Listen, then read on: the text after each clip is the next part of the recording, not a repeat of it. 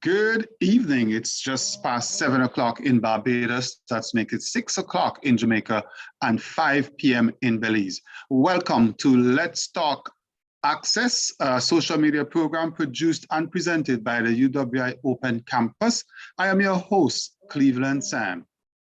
Thank you for joining us wherever you are this evening for this informative program of Let's Talk Access. Today, we're going to be speaking with two recent graduates of the UWI Open Campus, and they represent two of our Open Campus territories. You will hear their stories and their experiences of studying at the UWI Open Campus. My very special guests today are Marlene Ludette from Antigua and Barbuda, and Stacey and Lake from the Spice Isle, Grenada. Ladies, welcome to Let's Talk Access. Good evening, Mr. Sam. Welcome, and thank you for having me. All right. Hi, Marlene. I think you're muted. Hi, sorry, good evening. Right. How are you guys doing this evening? I'm doing pretty well. Pretty well myself, a little tired, a long day, but good. And Stacey, and I see you representing with the, yes, we're still the Open Campus orange. Yes. Good stuff. All right. So tell us, who is Marlene and who is Stacey? Okay, go ahead. Go ahead, Marlene. Marlene is an educator. I've been teaching since 1997. And I have to say that every day is a learning experience. I have not regretted one day of teaching. Incidentally, though, I thought that teaching would have been the last thing I would have done. And I used to say that to my mom, but she always wanted me to teach. And I started teaching in 97 and I have not regretted a day. So I'm an educator. All right. So Marlene, the educator. Stacey. Wonderful. Stacey is more trained in broadcasting, radio more of it. Recently, though, within the last 5 years, I must say, I took a risk and decided to go into finance. So currently, I'm working in the financial sector. A sporting fanatic, definitely love sports, bad to the bone. Love to eat also, and well, you have to balance the calories. Confession is good for the soul, Stacey. Yes, but other than that, just a regular person who just likes to have fun and enjoy life to the fullest. That's Stacey. Great. So we are representing the Leeward Islands and the Windward Islands today in Antigua and Barbuda and Grenada. So you are both graduates of the UWI Open Campus, the greatest campus in the Caribbean, the campus of the future, etc., etc. Why did you choose to pursue your studies at the Open Campus? For me, I looked at the convenience. There was a time I thought about going Cave Help, because I just believe that I couldn't do an online. I am disciplined, but I figured that I need to be in a classroom setting and be able to actually interact more with the tutor or the teacher in order to be successful. So I never thought that online would work for me. But then I just said, let me give it a try. So I couldn't move to Barbados. I needed to continue working and I wanted to do the studies. So not having to give up the work in order to study, I chose to go online. I chose to go with UE because of course I wanted to go with an institution that is internationally recognized and at the top of the crop. So I did choose UE and I have no regrets. Great. Okay, so I taught grade 6 for a number of years, and that's our last class in primary school. So I was preparing children for national assessments. And I always thought that, because I've never even taken long leave, because I never wanted to leave my children. I didn't know who they got to substitute, how well they would train them or anything. So I never wanted to leave my children. They want to take the time off. So open campus was the option for me so that I didn't have to travel, and I don't like traveling as well. I didn't want to be away from my family. So open campus was the option for me. So I did my bachelor's with open campus, and the experience was great. I liked the discipline. It's a lot of reading, it's rough, but I did like the discipline. And so after I did my bachelor's, I was like, just stay with it. So I stayed with open campus for my master's as well. Awesome. Great. All right. So you have done your bachelor's and your master's with the open campus. Yes. Stacey, and what did you do your bachelor's in with the open campus? I did it in international management. Right. And this is while you were in the financial sector? No, I actually started it before I went in the financial sector. But even in finance, I didn't want to change, because for me, international management opens you to every little thing other than just specializing in finance. I got a chance to dive into finance amongst other things. So I went into the finance sector while studying international management. Didn't want to change. Great. And for you, Marlene, what you have come on the same career path? Yeah, basically, I did educational leadership and management for my bachelor's, and I did management and educational leadership for my master's. I'm an educator. Through. Yes. Yes. All right. Okay, great stuff. So at this point, I just want to remind our viewers and listeners, wherever you're on Facebook, Twitter, Instagram, or YouTube, that you can apply to the Open Campus right now for our academic year 2022-2023, starting in September, and be like Marlene and Stacey. The application for the undergraduate opened on the January 24th, and it runs up until July 22nd. And for the postgraduate, the application runs up until June 30th for the postgraduate. And just as a note, there will be no MPhil, no PhD, or no EdD will be offered for semester 1, 2022-2023. That means for September. But of course, you can also log on and check back to see if these will be offered in semester 2 in January 2023. And you can find all of this information on the Open Campus website and application portal at www.apply.open.uwi.edu. All right, so you guys participated in the virtual graduation ceremony? Yes, I did. Let's tell us about your experiences. Let's hear about your experiences. For me, I was really looking forward to a face-to-face in-person graduation. I already planned when I'm going to meet my classmates, how we're going to get on, the pictures we're going to take, how we're going to dance, it was really planned out. So I was very, very, very disappointed when I kept praying that somehow it would change. Right. But we understand it had to be virtual. Of course, the routine was you go, you take your pictures, you prepare yourself. So you were all dolled up and everything, like the actual day, take your pictures and everything.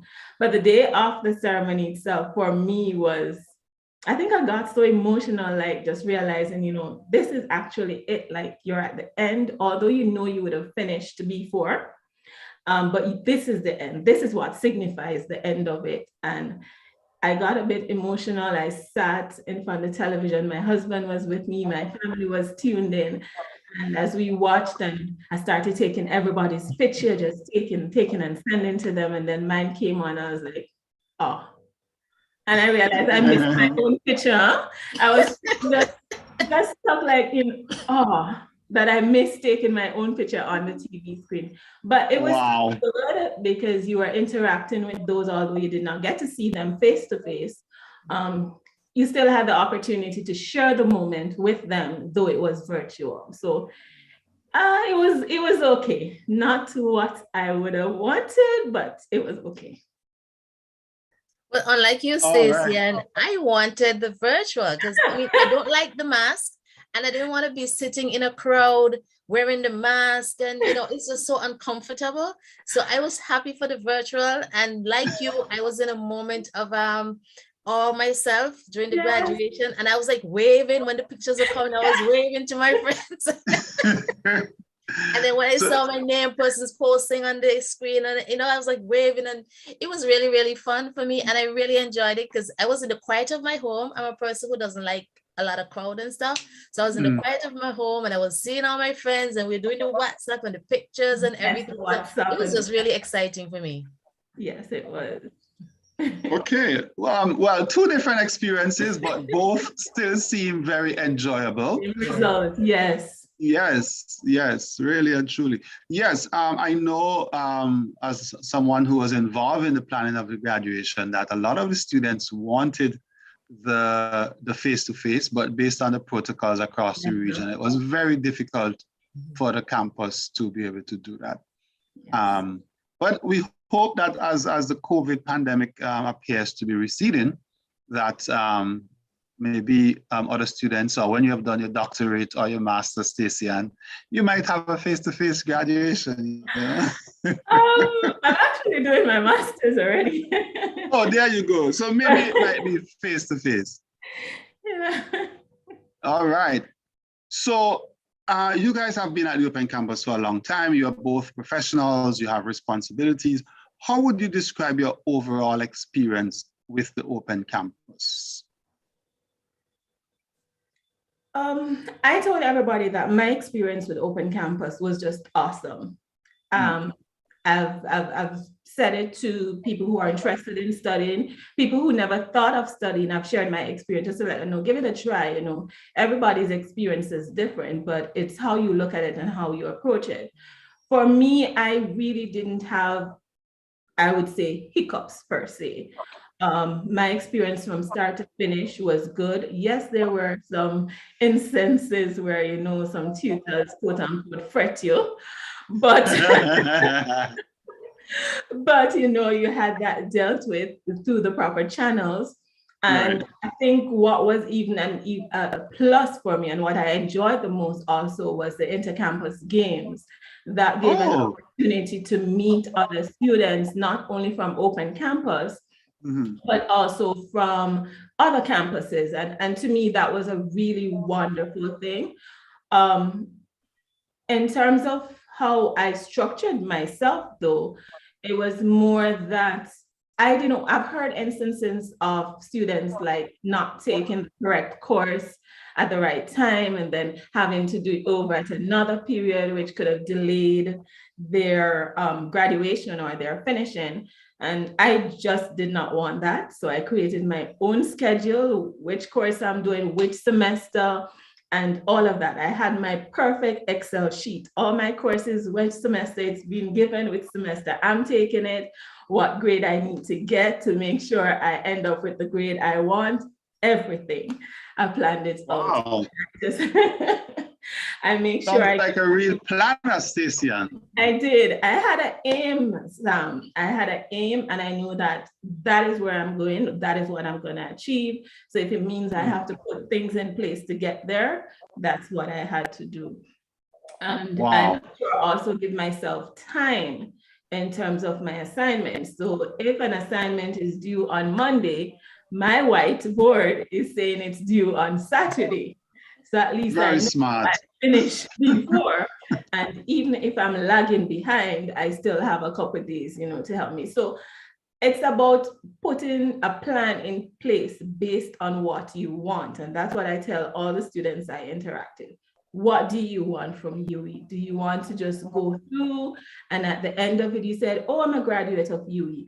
Or do you want to accomplish something? So for me, once I put those things in place, my journey, you could say, was fairly good. Marlene, she sounds like the perfect student. She does indeed. Nothing so.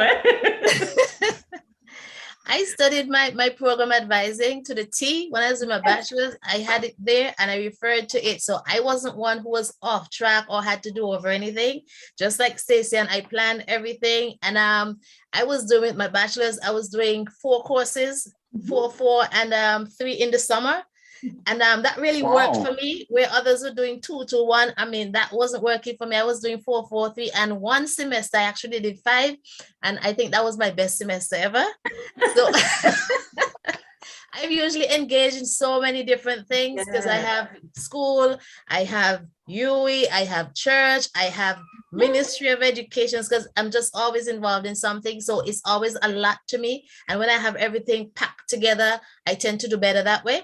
So when I was doing the masters and I was doing 2-1, I kind of dropped behind a little bit because I mean, it was just not enough pressure. That's true. Wow, amazing. Yes, so, I agree with what Marlene says. It's true. I mean, when you're a person who is always busy and always have a lot of things, when it reaches a point where you're in a kind of slow mode, then you kind of lapse a lot. And just like her, there were so many things going on. As I told you, I'm involved in sports. I do volunteer work. Here, there's church, there's a family, there's work. So the moment something is off, it's like you feel like you have free time, and then you start just kind of going in a relaxed, slacking off. Yeah. Wow. So the question now really, and especially for persons who may be watching us this evening, is balance. Because as you said, Stacey, and you are a wife. I don't know if you have kids, but you probably have other responsibilities. Marlene is very involved in a lot of community activities at church and so on. How were you able to balance studying on your own, basically, and being involved in all of these other activities? For me, okay, so I have a very crazy work, a very demanding, crazy work. Then I manage a sports club. So I coach netball. Then I also do volleyball. Then I also have, yes, I am married, no kids as yet. And then there are other little things, just the same like church and other volunteer work that I do, as well as keeping myself for personal stuff, you know, keeping fit and stuff. For me, what I did was I had my whiteboard, as I said, and I had my schedule. So I know what I needed to do during the week, what is due, what is not due. But also I assigned myself Sunday as my day. So whatever I did on a Sunday, I didn't do nothing UE related on a Sunday. Sunday was the day that I take for myself and also for my husband. We would do things that day. The other days, there are some days, like I think it's like a Thursday, that would be my movie night. So again, nothing UE. So there are 2 days I would take just for myself. So at least I'm not left behind. I tell you something, Sam. I remember when I was going to start UE, and in the guild, I reached out to a young lady who was actually finishing. And I asked her, I said, how did you do it? Because I'm so nervous starting this. What advice can you give? And I remember her saying, for the last 4 years, I've cut everyone out of my life. And I asked her, what do you mean by that? She said, everyone. I don't go anywhere. I don't have friends. I don't do nothing. It's just work and study. And I said, no way, that's not going to work for me. You do not want that kind of life. I'm not that type of person, so I don't know how that's going to work. So I said, I have to put something in place. And so I give myself those 2 days. Additionally, if I am trying to do something, to do an assignment or a paper, and I realize that I have a writer's block or I'm just not focusing, I will just get up and go do something I enjoy. Go play some volleyball, go maybe to go to the beach, do something else to clear my head and then come back. So for anyone, I would say, who's deciding or thinking about going to study, you have to create that balance. Look at what is in your life that needs your attention and how much of your attention does it need. And then you make sure you give yourself that 1 day just for you, because you need time for yourself also. Self-care. Yeah. Yeah. Marlene, I see you nodding, so I suspect you have something to add. Well, in terms of finding a balance, I kept a checklist. I would do a checklist, and every week I recreate my checklist, and I'm just ticking off things that I have to do. I was really involved in the Children's Commission. I'm a Methodist, right? And we have a Children's Commission. So my two girls were part of that. So whenever we have activities for Children's Commission, they're there as well. And other things that I'd have to do, you try to find a way to include them. And when I was doing my master's, my older daughter, she was doing a master's as well. So there were times when we would collaborate. We didn't do any courses at the same time together, but we had shared courses. So I was able to advise her, or she was able to advise me on something that she would have done before. But really, really, and truly, and my work, I mean, when I get to work, I'm a principal. I started my bachelor's when I was teaching. I'm a principal now, but very often I find myself still teaching. So I never took you with me to school because it didn't make any sense. I was not able to do anything. So a lot of my work was done late nights. I was going to bed like 2, the earliest I'd go to bed like 2 o'clock in the morning. So when I'm up that time, I could get a lot done. I put my headphones in, I have music playing in my ears, everybody is asleep. I could just go. You know, sometimes I just go right through. I bathe, I go to work, but then at 3 o'clock in the afternoon, that's it for me. I'm gonna crash. I can't do anything else. I don't know anything. But not very often. I did that all night, all right. But I was gonna bed like late in the nights because that's the time I had for me. I'd made sure everything was done. Family is out of the way, school is out of the way, ministry is out of the way, everything is out of the way, and that's my UE time. So my colleagues in UE would say, Mali, let's do something. I said, my time is not gonna work for you. Because I had a friend in the Bahamas. You go to bed and wake up, but I can't go to bed and wake up. I can go right through, but I can't go to bed and wake up and get anything done. It's not gonna happen. So I used to just go. But late nights were good for me. Yeah, I understand those late nights, Marlene, because here what? You see, because I took Thursdays off, Friday nights were my late nights. Okay. So when I come from work, I would sleep till maybe about, let's say, 9 o'clock. My husband normally comes home about 9:30, 10. By 11 o'clock, I'd stay up from 11 o'clock straight until like 8 o'clock the next morning. Right. And I do it again on a Saturday because I have the Sunday off. So my weekends were like all-nighters. So trust me, I know what you're doing. And music. Yep. It relaxes the mind. Going. Interesting. Yes, it does. Wow. I mean, you ladies, I mean, I really applaud you for the discipline and the patterns that you develop in order to execute this. And at this point, I'm going to make a comment that I may get in trouble for, but I have broad shoulders and I can defend my position. So while I was promoting this program, you ladies, you saw the graphic that the Open Campus put out with your faces and so on, promoting the program. I shared it with a group of guys in a tennis chat that I am in. And a discussion ensued about why are there always so many ladies on these Let's Talk programs? And my response was like, guys, it is not ladies on the Let's Talk programs. There's a 80 to 20% ratio of females to males at the university. Yeah, that's great.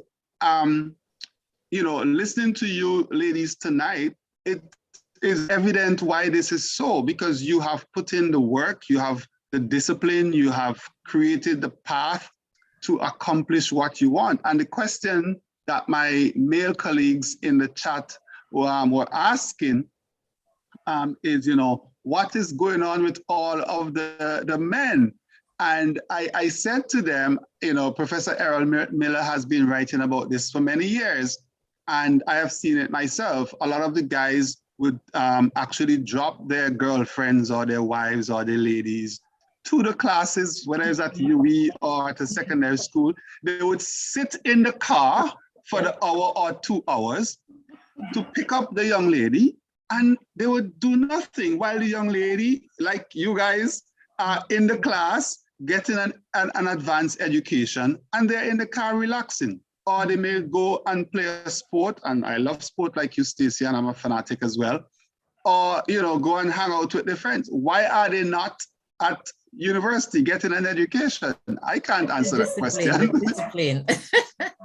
Yeah. So, I mean, to my friends in the tennis chat and all the other people who are asking why we usually have so many ladies on Let's Talk Access, this is the reason. These ladies have dedicated their time. They have created the space.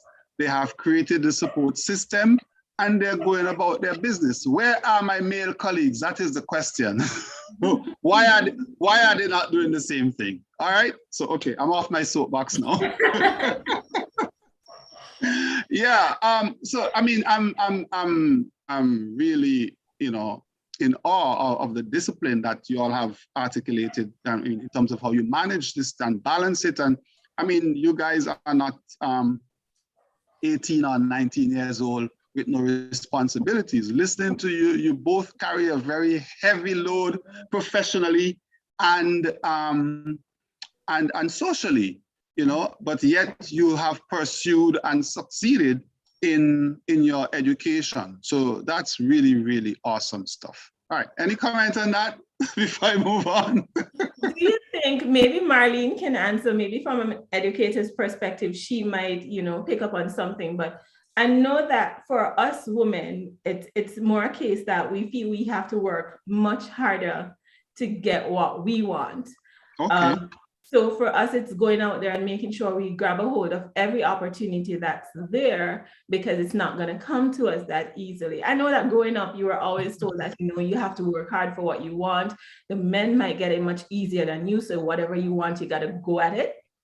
So possibly that could be the reason the men are more relaxed and us ladies are just going to get what we want because we want it and we know it's not going to be that easy to get to the point of where we want. So if it means that we have to upgrade ourselves educationally, we're going to fight to, all through it and get going. And I think that in interacting with all the US students that I've been interacting over the years with, I found also that most of the guys were quicker to say, I can't be bothered anymore. I just giving up. I can't be bothered anymore. As opposed to the ladies, when they're frustrated, they're like, I'm annoyed, I'm upset, I'm, you know, and they'll just vent, but then they will still go back. Yeah. But I found that I had to speak more to the guys and just encourage them and let them know, hey, you're almost done. Just hold on some more. You're almost there, you know, so. I don't know, maybe we're just more persistent than the men in getting what we want. Marlene? Yeah, and we have more patience. Yes. Yeah, we have more patience. Guys don't have a lot of patience. So we set our goals. Once you say this is what you want, you're gonna go for it. Guys tend to get a little bit distracted, but we tend to just go after, as Stacey said, we have to work hard for it. That's what our grandparents and our parents have been saying to us from the beginning right down to the end. So we set our goals and we just go after what we want because we know it's not going to be handed to us on a silver platter. But guys don't have the patience and they don't have the drive and the perseverance. They would just tend to just divert into something else that's a lot more easy. True. Wow. Absolutely. Okay. Yes. So I mean, we're digressing a bit, but I think it's a critical discussion. So we now, as your age group, my age group, who have children, Stacey and who will have children, we need to instill this in our sons. Yeah. Otherwise, in another couple of years, you're going to have all of these educated women who cannot find husbands or partners at their level. That is so correct. Yeah, we need to break that cycle. That is so true. For me, so I have one brother and one sister. I'm the eldest.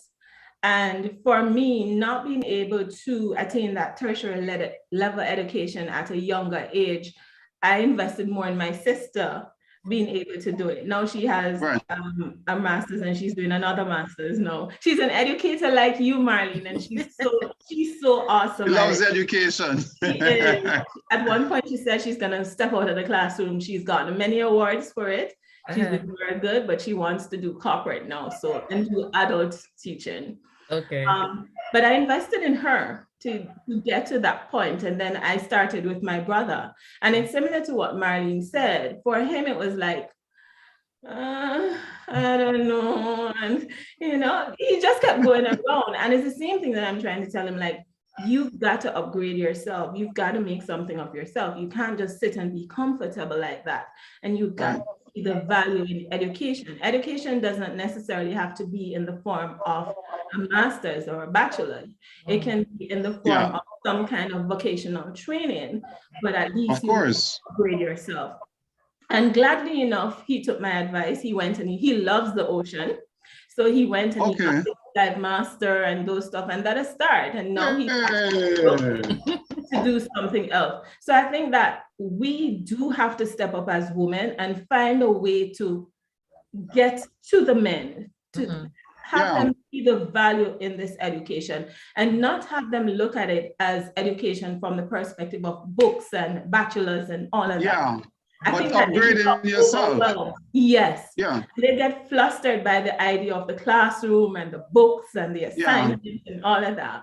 But it can be something else that they genuinely love and go toward and just upgrade themselves in that. So yeah, that's how we maybe have to. Great. I'm really happy that you shared the story about your brother. That is indeed a very appropriate and successful story, and a good example that when we speak of education and upskilling, it does not necessarily refer to a bachelor's or master's degree. Yes? Correct. Awesome stuff.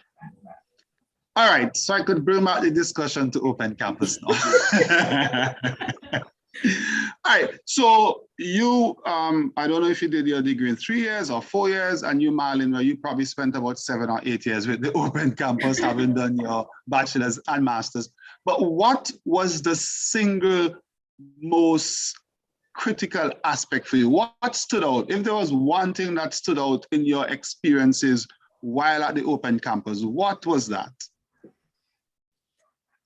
For me, it would have to be the friends that I made, because in doing both courses, bachelor's and master's, I came across, I came across the good, the bad, not so much the ugly, but it taught me a lot. It taught me a lot because there are some persons who were really there for me. We could just count on each other. We could assist one another and just be that motivator.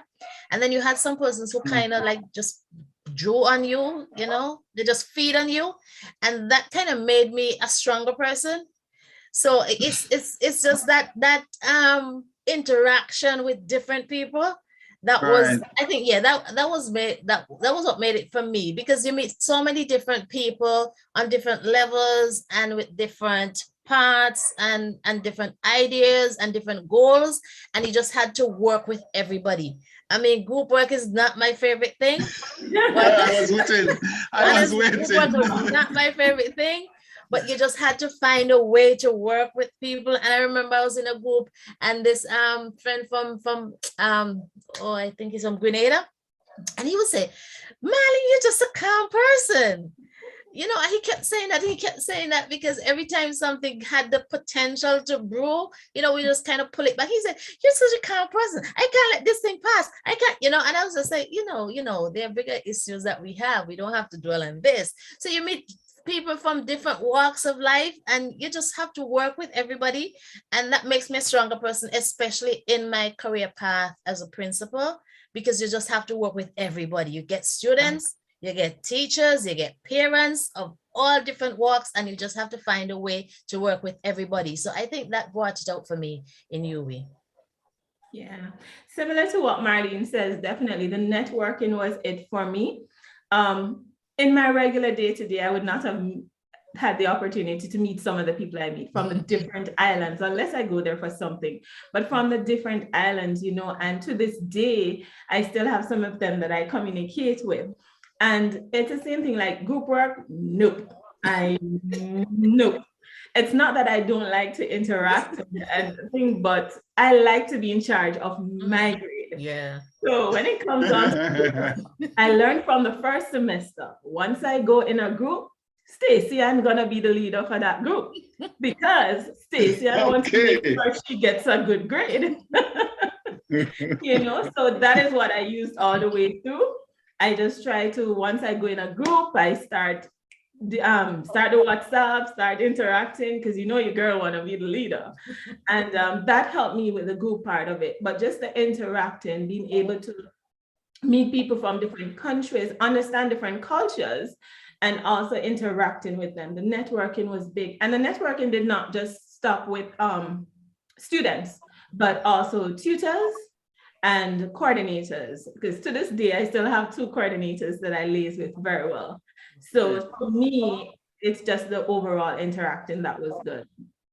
All right, so the diversity and the networking, and networking is very often underestimated and undervalued, but it is critical in getting things done, particularly where we operate in a regional environment. Awesome stuff. So we have 36 minutes already gone. Believe it or not, time is flying very, very fast. I have not seen any comments from my colleagues from the WhatsApp or the Facebook or YouTube. So I'm going to continue with my questions. So online studies. Was the Open Campus your first experience studying online? And how did you cope initially with the online environment? That was my first experience, yes. And as I said, it was good for me because it's actually what I wanted. So I didn't have any challenge, well, issues. I didn't have any issues with it because it's exactly what I wanted. That's what I went into. I knew what I was getting into, and I just got into it, and it was good. Great. Yeah, online was the first for me. I mean, Open Campus was the first online for me also. And like Marlene said, I didn't have much of a challenge because based on what I said before, I'm kind of a planner. So once I got in, I just made sure I have everything that I needed to read, everything that to guide me through the semester and to go through. The only challenge I would have is if there's a system problem, but which is very rare. But outside of that, I would say it was good. It was good. I didn't have an issue. Right. So Stacey, and you're based in Grenada. Marlene, you are in Antigua.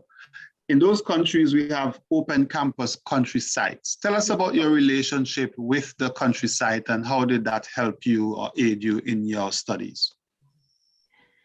Okay, well, my country site, when I started my bachelor's, my daughter was actually in a dance group and they practiced at the open campus. So I kind of got infused. Yeah. So when I took her to dance practice, I used to be there. I would sit on the grounds and I'd be doing my my readings. I'd be getting things done there during the time that she's practicing. And then I got to know like some of the young ladies who work there at the open campus. So I generally have a good relationship with one in particular. And even now that I've finished, I get a call every now and then from another young lady. I haven't actually met her in person, but the experience was good. And I got to meet other colleagues from Antigua, not very many though, because when I was studying with the UE, every course I did not have the opportunity to meet a lot of Antiguans. So it's mostly colleagues from other Caribbean islands, but the one or two I did get to meet. I have a very, very good friend that I met in open campus. She's a teacher as well. And we had not been, I'd only seen her before, but we have developed such a friendship right now. Like she's like my sister. I can call on her when I want a good joke. If my day gets a little bit stressful, I'd call her up. I said, Stacey, just tell me something funny. And she has, yeah, her name is Stacey. Another Stacey, right? Danielle, yeah. I said, Stacey, tell me something funny. And she always has something funny. You know, there's a life at the party at her school. She teaches us as a secondary school. So I would just say, Stacey, tell me something funny. And we would just laugh. And I'm telling you, that friendship is as if we had known each other forever. We're just really, really close. Great. It's so funny, Marlene, that you said at your countryside, your daughter was dancing, because at our countryside, they do have dance practices there too. Yes. Wow. There are dance groups that actually do their rehearsals there at the countryside here. For me, before I started my bachelor's, I did do a certificate course with the countryside. So some of the persons there did know me. And then when I applied, they got to know me more. Because once you hear the name Stacey and Lake, it's not going to change. It's not a common name here. So you'll never forget that name. Right. So every time It's very common in Antigua though. So it's actually, I was going to Antigua, ask you, Stacey, like, it's actually a Leeward Island surname. So I know like in the BVI and even Anguilla. Yes, Anguilla. Yeah, lake is definitely, but yeah, in Grenada, you don't generally find lakes, but no, okay. we're the only lakes in Grenada. We have a lot of Stacy's in Antigua. We have a lot of Stacy's. Let me tell you something. So 2 things, we're diverting a bit, Sam. That's okay. Is that Lake, my husband's, Lake is my husband's name that I took. So his grandfather came from Antigua to Grenada. Okay. Met a Grenadian, and you know what happened there. Regional integration. And then recently, maybe in December, I heard somebody ask me, do you know a Stacy Lake? And I'm like, no, a Stacy Lake. And she's from Jamaica too, you know. And I'm like, no. I get to find out there is a Stacy and Lake from Jamaica. She married Lake. Okay. Just like in Antigua. Oh. Yes. So everybody tends to think we're the same person. I to get a hold of her though to talk to her, but no luck as yet. Yeah, but back to the countryside though. So once I had any issue, I could quickly call there and they would definitely either have a resolution or call you back with a resolution. I didn't spend much time in terms of using the facilities there because, as I said, I had my structure at home and I had my quiet time, so I was able to stay home. But when it comes on to having to collect anything or when it came on to exams or anything like that, they're just awesome at Grenada's site. And you have particular people who I just call and I say, hey, I'm having such and such. When I'd finished and I realized things were going out about graduation and I didn't get anything yet, I was calling like, did I miss it? Something happened? And then they would say, oh no, nothing has come yet. So for me, the interaction with the site has been good. To this day, you know, I still tell people, okay, you have an issue, call so-and-so, she will resolve it for you. That's guaranteed, you know, so yeah. Great stuff. So let me big up the people at the site in Grenada, Dr. Dow and her team, and in Antigua, my colleague, Mr. Letlow, and all the others there in Antigua and Grenada, and of course, all the other countrysides across the Caribbean, all 42 of them in 60 different countries. That's how many sites we have to service you guys and to make sure that you have that really good relationship with the countrysides. All right, so one of the important things that about education is financing. You know, I mean, how were you able to finance the education? Did you take care of our finance plan or? Stacey and say, no, I have money. My husband is rich. He can pay for me upfront. Not so at all. Listen, I sat and I calculated how much money I would be giving you. And I looked Stacey in the mirror and I'm like, girl, you sure? You're really, really sure? But I took it semester by semester as I was working, semester by semester. I did take advantage of the payment plan when it's needed. I also, if it's not a case where I need a payment plan, I make sure I paid early to take advantage of the discount. In addition to that, there were bursaries that are offered here in Grenada. I think it's by a financial institution that offers bursaries. So at some point I did apply for the bursaries. Maybe later down, I started applying for the bursaries and whatever was there to take advantage of. I always tell people, do it. Whatever scholarships you see, apply for them. But most of my funding was basically out of pocket while I worked. Had I known, I would have taken advantage of some of those scholarships and things that were advertising. But Stacey and being so busy did not even get a chance to apply for some of them. So yeah, most of you took advantage of the payment plan when you needed it.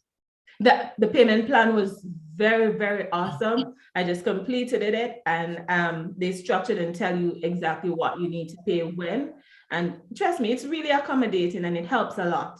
It really does. Yeah. What about you, Marlene? So both instances, I got part scholarship from the Board of Education.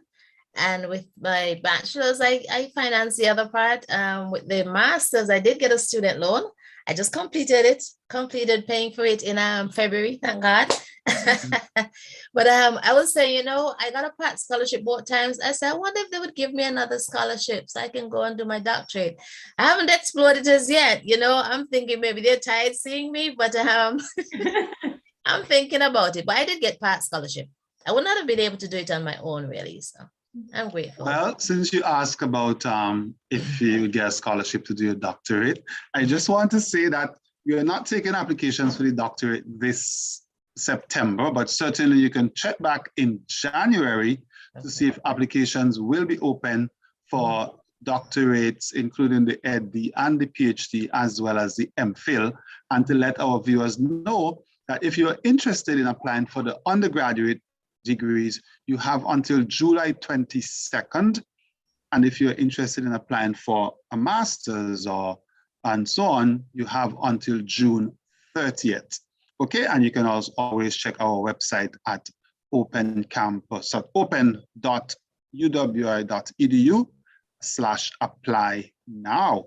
All right, so we are heading down. We only have 14 minutes to go. I know, Stacey, and you mentioned the games. So what extracurricular activities were you guys involved in with the campus? Stacey, let's start with sports. You were involved in the games. Which games were you involved in? I was in 2017 Barbados, 2018 I did play for the staff when y'all came Grenada. And also 2019 in Jamaica, I did volleyball and netball. I was there. I ran the 5K. I know, you just don't remember me, Mr. Sam.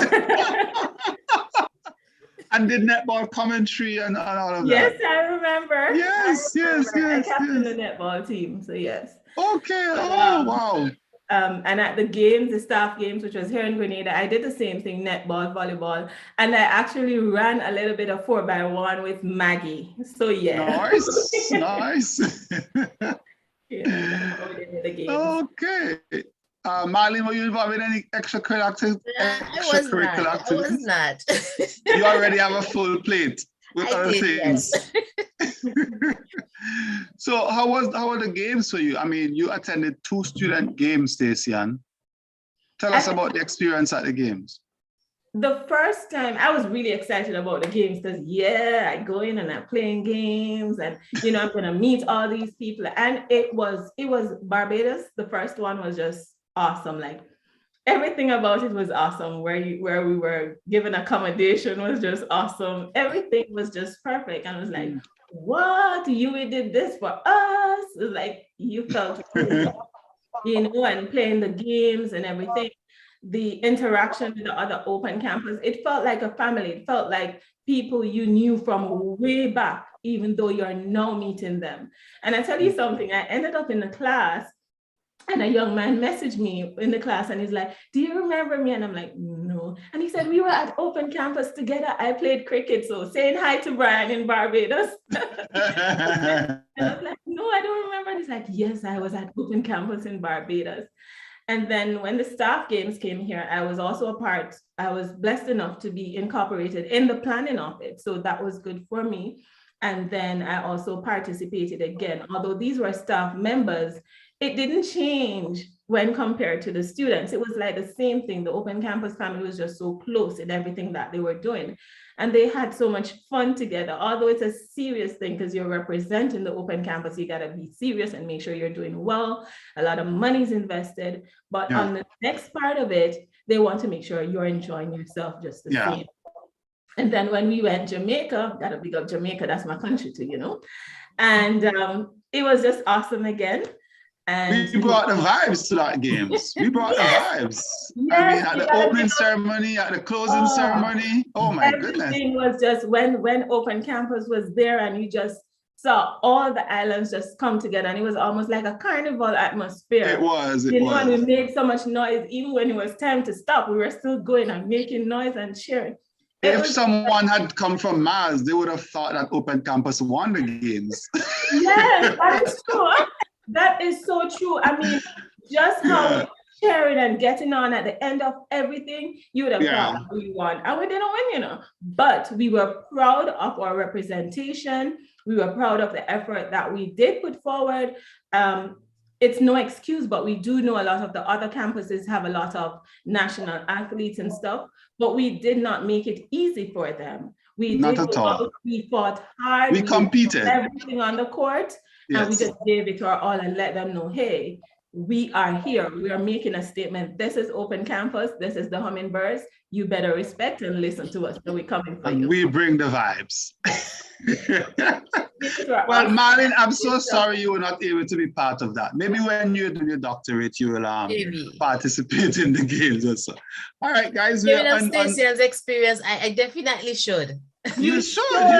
We actually had a few athletes from Antigua last time around. Yes. In 2019, yes. we did have a few Okay. athletes from Antigua. Yeah, and I know Antigua tends to be good in cricket and basketball as well. So, you know, then recruit first up there, Marlene. It's good, Marlene. It's good. You'll never, ever regret it. I tell every you. It's awesome. It's an awesome experience. Just a wonderful atmosphere. Yeah, yeah. All right. So you have spent 3, 4, 5, 6 years at the open campus, and someone walks up to you in Georgetown, sorry, in St. George's or in Potters. Yeah, Marlene, I know a little thing about Antigua. You know, and they're saying, you know, should I study at the open campus? What is your response? Definitely. Definitely. Definitely. I have a few friends who said to me that they would not study with UE again, but I tell you, I have no regrets. I like the structure. I like the discipline. If I was doing another university that didn't have that structure, that discipline, I would not have been as successful as I was, because I'd probably get lazy and drawn back, you know, but I like the structure at UE. I like the discipline. I mean, I would tell anybody any day to study at UE. I agree with Marlene. Without a doubt, go for it.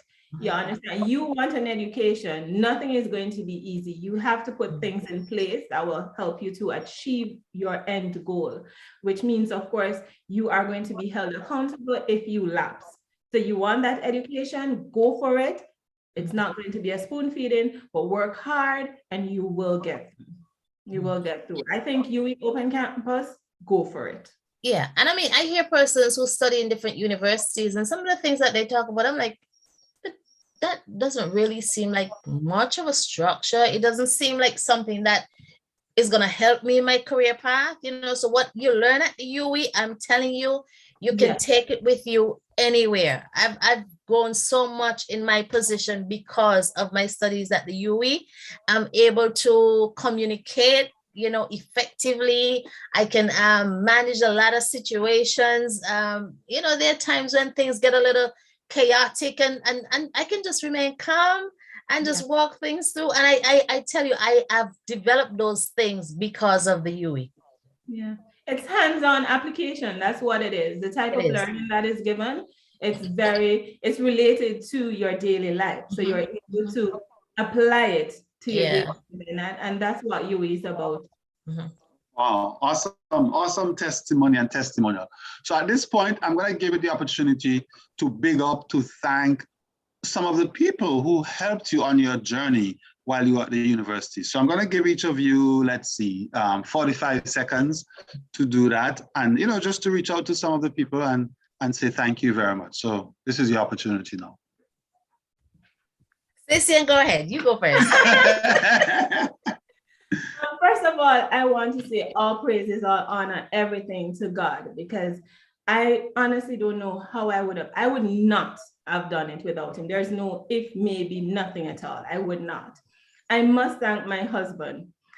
You know, he has been neglected for these years a couple times, but he has been there and he has held me accountable. Because if I come and I say, babes, I don't think I'll get that good mark, you know, the first thing he's going to ask, why? You know, and he's always on par questioning me like, why? What was your mark? Why didn't you get that amount? So I really, really, really want to thank him very much, Kurt Lake. Thank you very much. You've held me down. You've held me accountable. You've been my support system through it all. And I love you so much for that. My family is scattered all over, right? Some in Jamaica and some in Canada. But no matter where they are, they keep checking in. My sister has been a good source for me also, because she would have gone through the bachelor's and the master's stages. She's been there to help. And just all around, all other UE people, Dylan Johnson, Grenada, can't forget him, you know, Brian Benjamin, Nicole Blackman in Barbados also. You have some Vincent of Lucian, Abigail Fede, and Yakima Polias. You know, those are people who have continuously interacted with. And I must say also thanks to Dana Smith. I think you know him. Oh, yes, of course. Dana has been a love to me. You know, sometimes I have an issue, I'll call her, I say what to do. She has been there nonstop. You know, so I just want to thank everyone who's had an impact on my journey. I just want to say thank you so very much.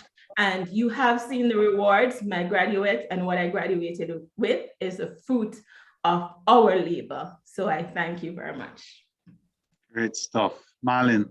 Yes, I really don't want to call names because I'm going to get in trouble. I'm going to forget somebody. But, yeah, my family, my girls were always there for me. And there are times when they had to fill in the home because I was busy with my studies and stuff. My significant other, he was there.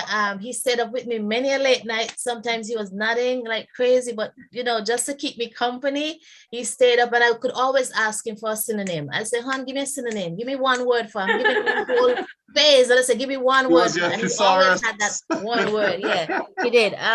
In the Ministry of Education, my very, very dear friend, Priscilla Nicholas, she was there. I could vent on her anytime. When I'm running behind, I would tell her.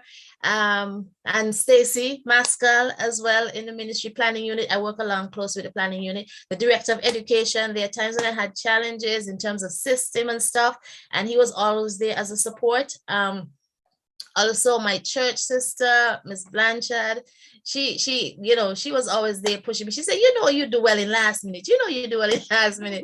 You know, I have to thank my good friend, my sister, Loretta Thompson in the Bahamas. We are still very close. Even now, we went through a rough time in our last semester in our masters, but we were there for each other.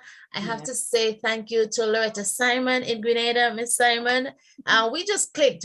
I had one course with her and we just clicked. And every now and then we still have to say hello to each other. WhatsApp, how you're doing, and send, you know, these nice little greetings and a little prayer or something. So it's just a lot of people who were there for me, who supported me. And I just want to say thank you to everybody. And my good friends, Stacey, Nathaniel, and Antigua. I mean, I could call Stacey and say, Stacey, give me a joke. Just tell me something funny.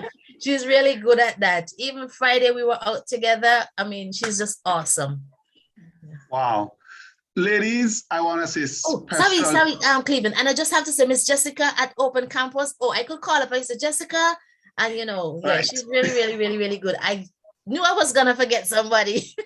I was just thinking about that, you know, I'm like, oh man, I'll forget Open Campus. But we have to big up the Open Campus sites. And when we talk about Miss Hagley in Grenada, everybody know Miss Hagley. Right, I've heard the name. Yes, when you talk about also Miss Lally, everybody know, and those have been the persons who have been carrying the students. And so we want to say hats off to Shermana, hats off to Miss Hagley. Yeah. All right, great stuff. Ladies, I want to thank you so much. Marlene Lidette from Antigua and Barbuda, and she recently graduated with an MSc in Management and Educational Leadership. And Stacey Lake from Grenada, she graduated with a BSc in International Management. On behalf of all of us here at the Open Campus, we want to wish you continued success in all of your endeavors, ladies. Thank you so much for making this program a success. For all of you who joined us this evening, wherever you are across the World Wide Web, thank you for being in our audience.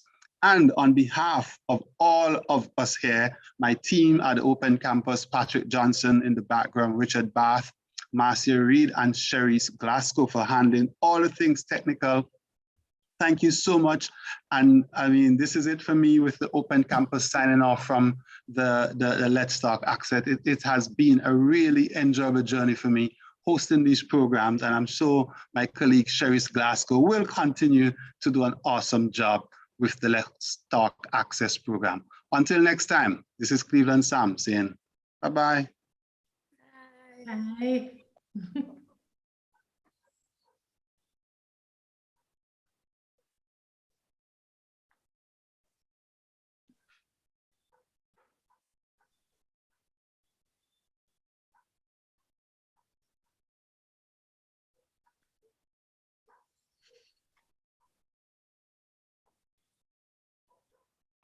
or offline colleagues?